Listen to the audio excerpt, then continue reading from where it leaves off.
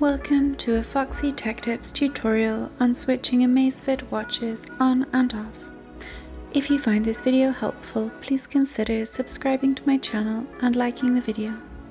To switch the watch off, tap the crown to open the app menu. Find and open settings from the list. Scroll down the settings and tap System. Select Shutdown from the system settings. Tap the tick to confirm the shutdown. There is also another way to shut down the watch. To do this, hold down on the crown. Keep holding the crown down until you see this power off menu. Tap the power icon and then tap the tick to confirm the shutdown.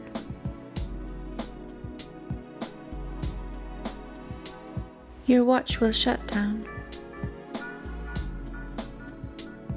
To turn it on again, hold down on the crown until Amazfit appears on the screen.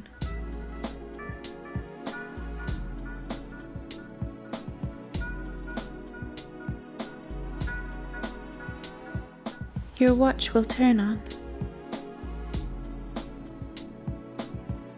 And that draws an end to this tutorial. Please like the video if you found it helpful, and subscribe to Foxy Tech Tips for more Amazfit tips and tricks.